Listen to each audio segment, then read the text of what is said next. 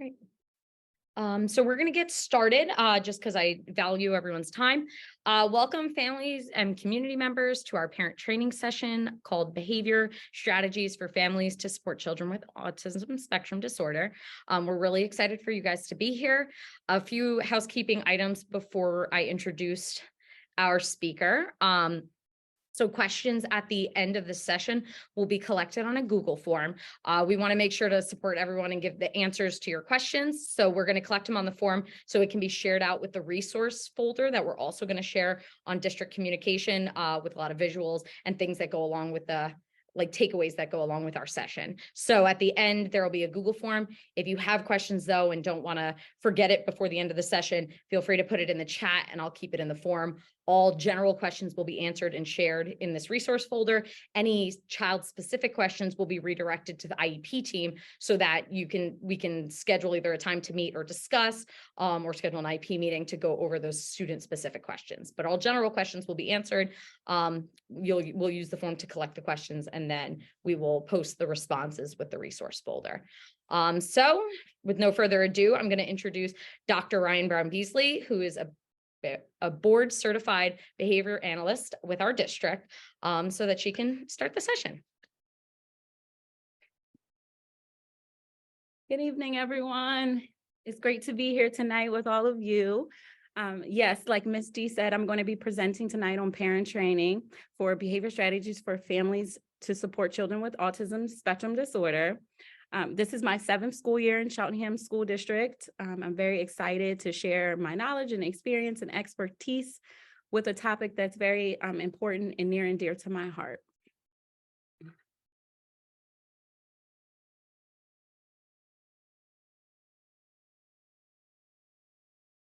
Autism spectrum disorder is a neurodevelopmental disorder that impacts behavior, communication, and social functioning.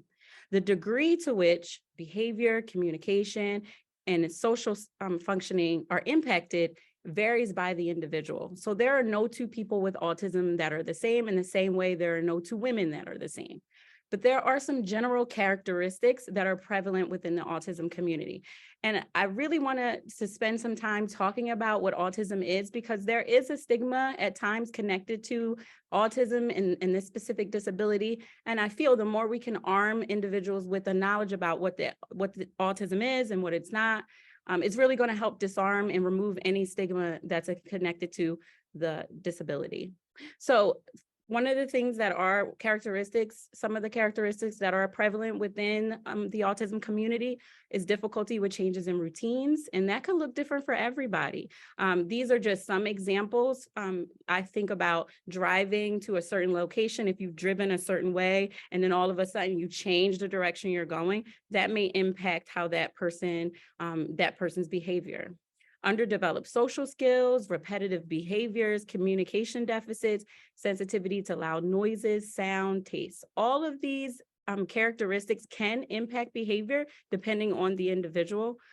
So I just wanted to spend a little time talking about how autism can be manifested in certain individuals. Again, this is just a small list, but there are many other characteristics that could be prevalent with your child or if your family member that you know who has autism, with autism spectrum disorder.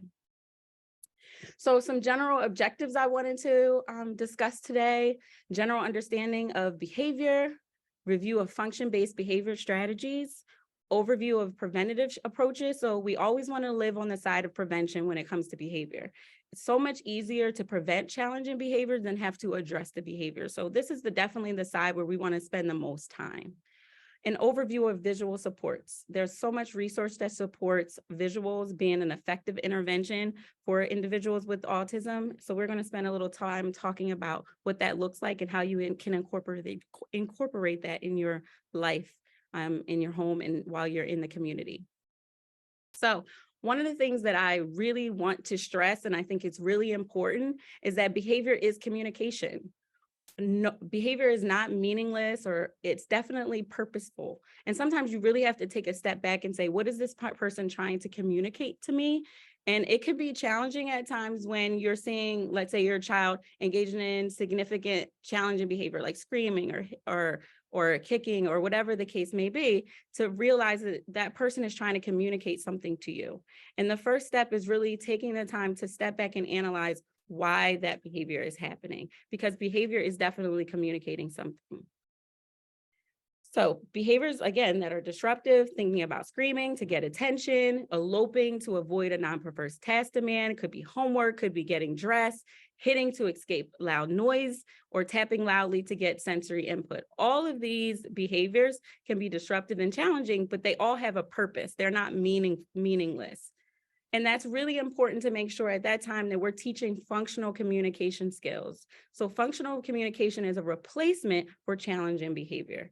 And that can look different depending on what the behavior is and what the function of that behavior is for that individual. So I just wanted to spend a quick 4 to 5 minutes showing a video that I think really brings this point home.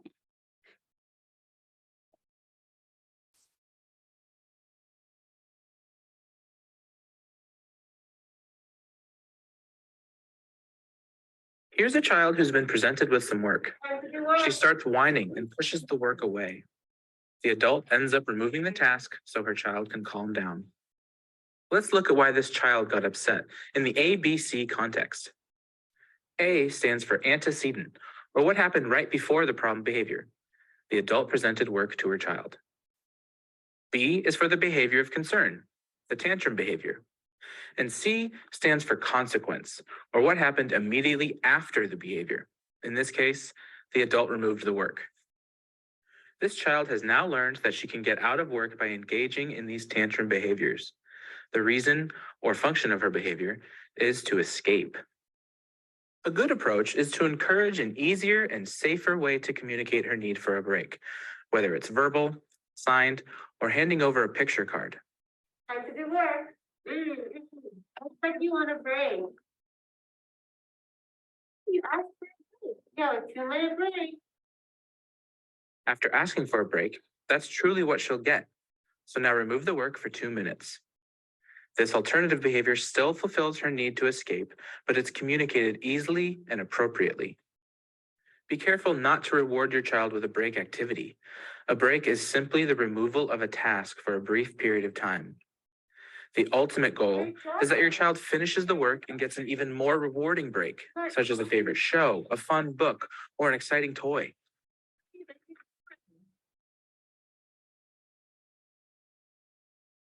This same ABC breakdown can be helpful when considering other situations you may encounter. Here, your child notices that you're currently using the family iPad. She reaches for it and begins to whine and cry, and you hand it over because you know that's what she wants and it'll calm her down. Instead, encouraging her to say "my turn" You can say, my turn. is a much easier way for her to communicate rather than throwing a tantrum. Acknowledge her communication attempt and use a visual countdown to praise her calm and patient moments before you hand it over. The ultimate goal is for her to appropriately request and wait for the item she wants. Yeah. And lastly, you're busy cleaning dishes and suddenly your child runs up and inappropriately hits you because she wants to show you something that interests her. You now have to stop what you're doing to look. A better alternative to this is to show that they can gently tap your arm with less force than before. The ultimate goal here is for them to appropriately wait for your attention, I need a moment. rather than having to drop everything to honor their request.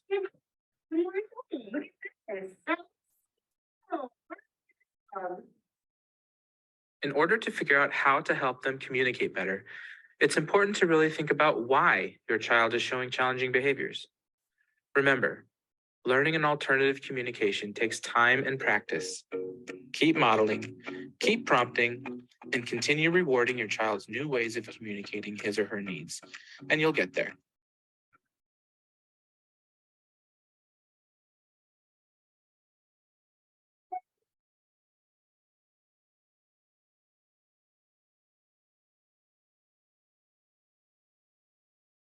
So just like the video illustrated for us, there are functions of behavior. In that video, it shared 3 functions of behavior: to get attention, to gain something tangible, or to escape and avoid a task.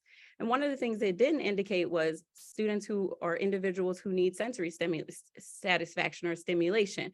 And these 4 functions of behavior typically are where behaviors, challenging behaviors, or just behaviors in general fall.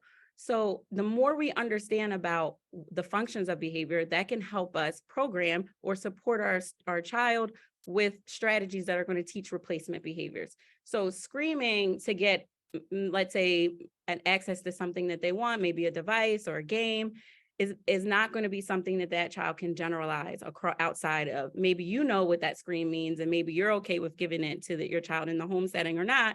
But then when they go to school, that's not going to be an effective way to communicate. Or when they go out into the community, that's not going to be an effective way to communicate. So we need to teach replacement strategies. So that's why those examples about teaching the child to wait, teaching to how to request attention by tapping a shoulder, or using their words, or getting a break card to get to escape and avoid a task demand that may be difficult, or to access a device.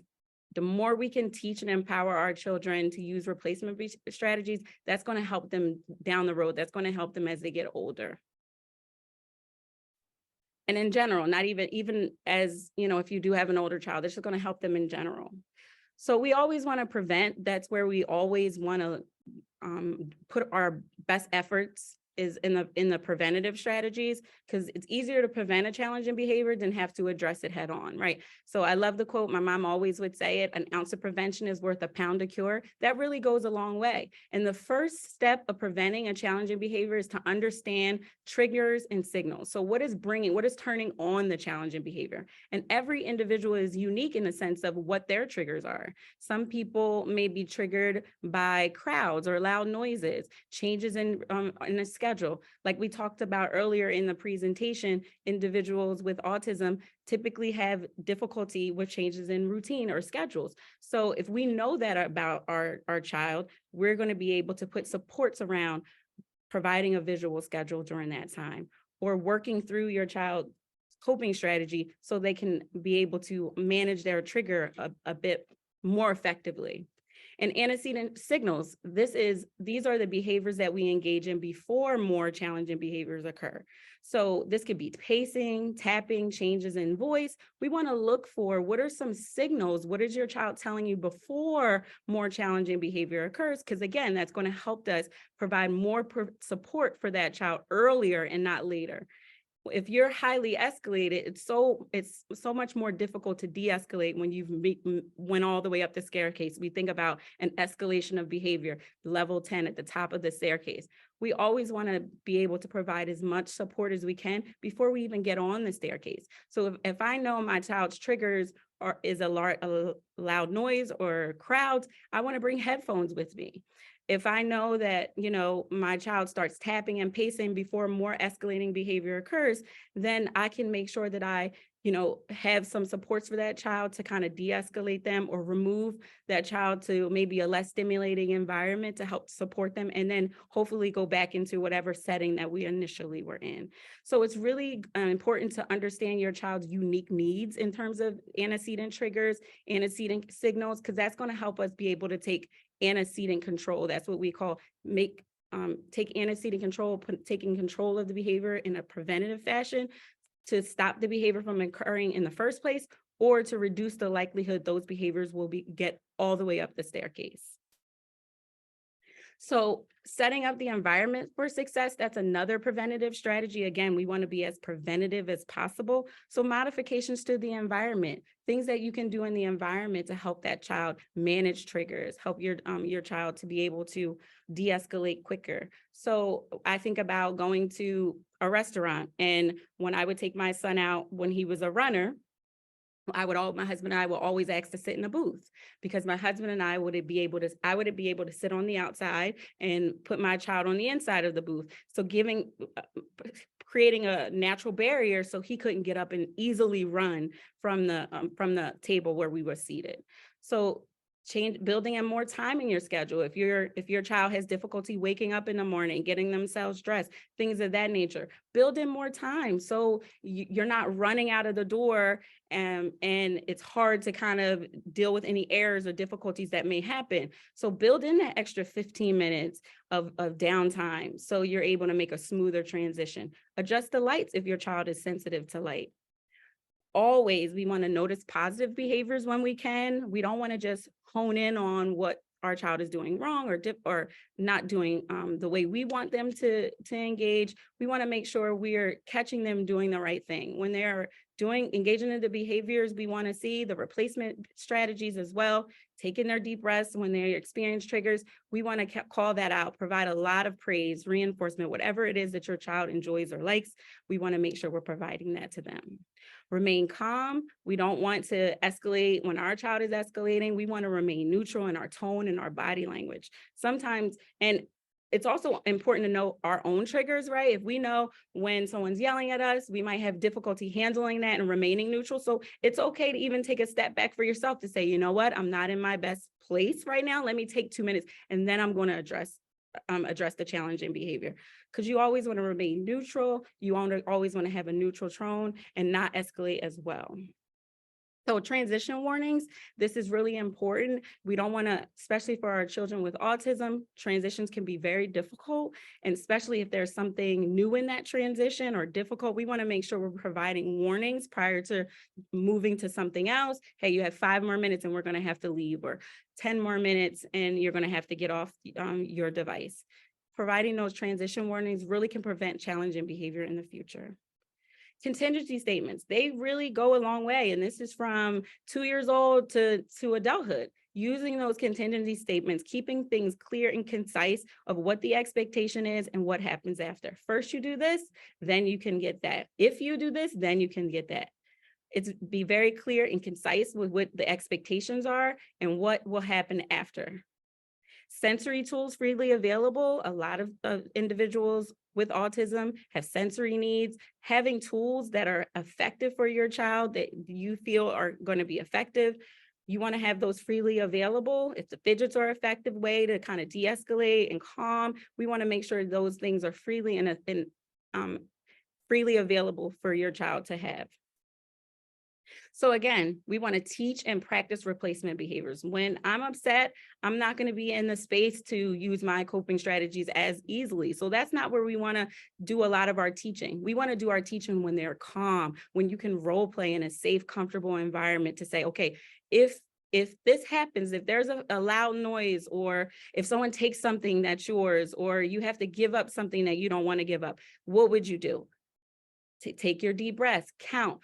I have some students who say the alphabet, some students who like to squeeze their hands together. There are a lot of things that people have found to be effective for them. And you have to find what's effective for your child as a coping strategy, because even if your child may be younger now, eventually they're going to get older. So if their coping strategy is something that's maladaptive or not as can be easily generalized across settings, you want to start teaching those things now. So when they're older, they can easily engage in those replacement behaviors when they're accessing triggers. Functional communication. I always encourage what and do questions. That's going to promote effective communication. When we ask questions that promote yes or no, that's not really going to help your child communicate. That's either going to have them shake their head no or nod their head yes. We want the communication. So I find when I'm saying, what do you need? Tell me what you need. Do you need this or do you need that? That's promoting more communication, and that's going to be a replacement strategy. If your child is frustrated, they're able to say, I need a break.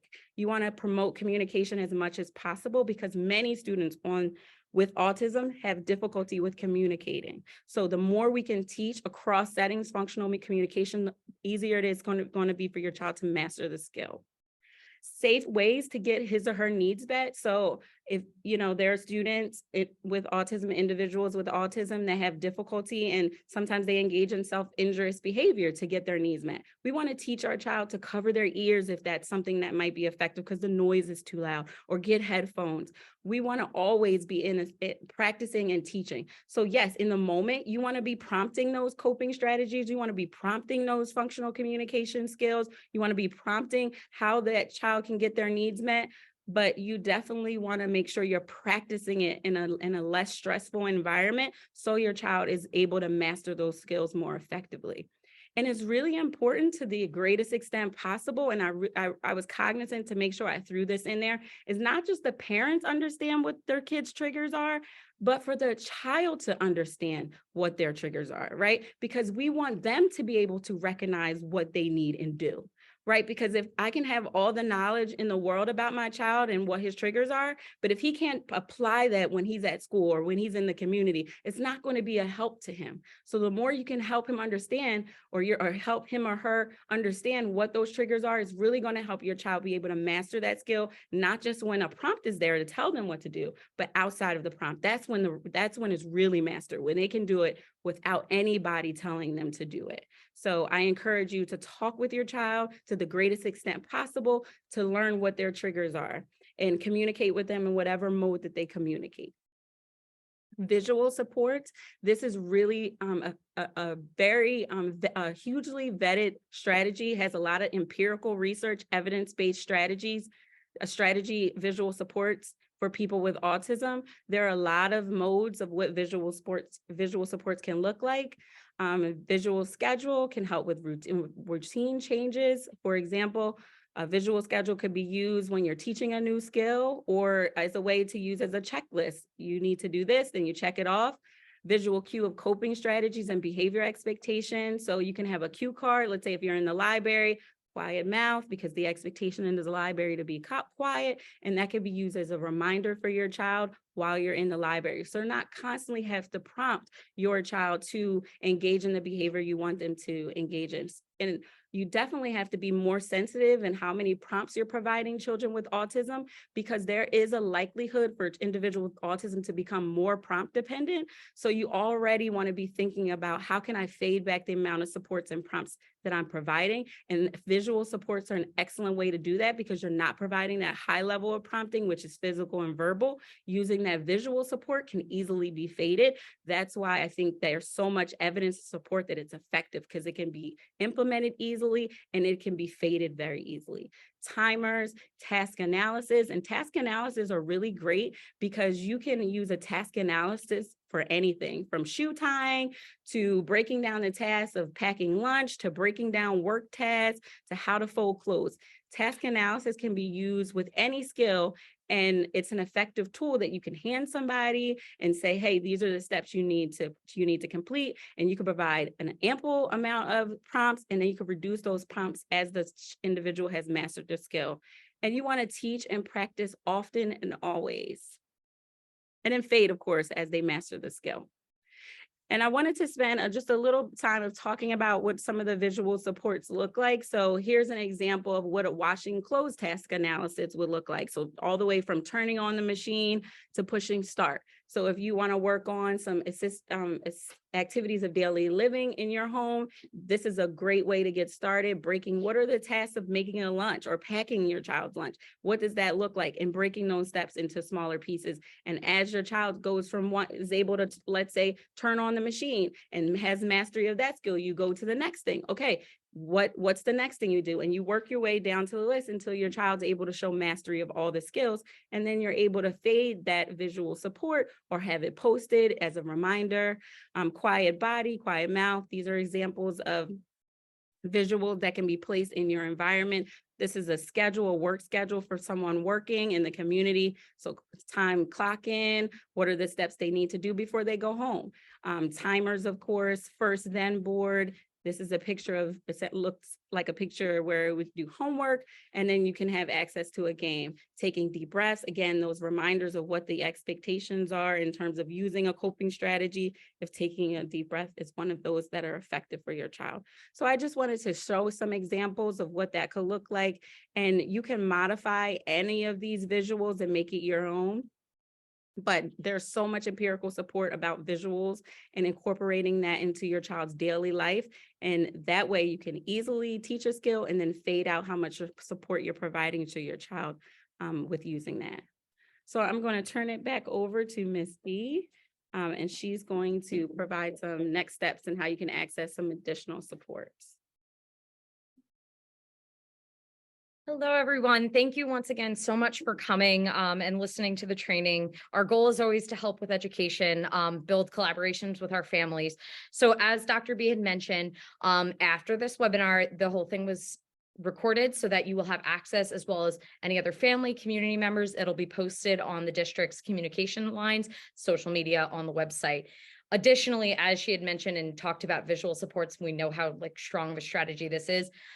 We also created a resource folder, because I'm always about what are my takeaways. You go to any event, you love the freebies. So we created a resource folder that has examples of visuals that you can use on a schedule or daily checklists. So we have that, as well as some family friendly articles about some of the things that Dr. B had talked about, kind of also supporting with steps on a parent teaching a skill at home. So we have that for everyone to be able to utilize and print at your leisure.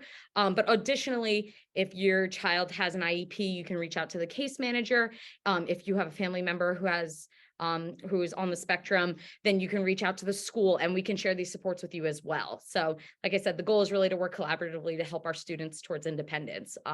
So like I said, you'll have access to all of this on the website, as well as our social media and our other lines of communication. And so what we're going to do is take all the questions from this evening and also post the responses so that any general knowledge can be shared with the community. And then, like I said, any student specific questions can be redirected to the IEP team to discuss, whether that's schedule a meeting or just to share information and resources with you. So what we're going to do is, on this last slide there, I got a little tech savvy. There's a QR code that you can scan right with your phone camera. That'll bring you to the Google form, as well as a URL if you're a person who's just likes to type it out, that you can also type into your website bar to get to the questionnaire. And any questions, I think we only saw one question in the Q&A. So any questions that might have been shared in the Q&A also, I will make sure is on the form.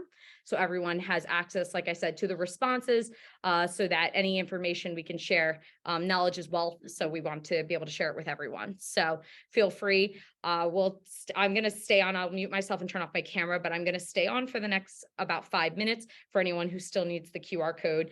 And then I will jump back on to end the meet. But like I said, we'll have access to this recording following the training, and we'll make sure to share out when that stuff, it'll go in the Cheltenham Communication Weekly when it's accessible, so that you'll know where to get it from.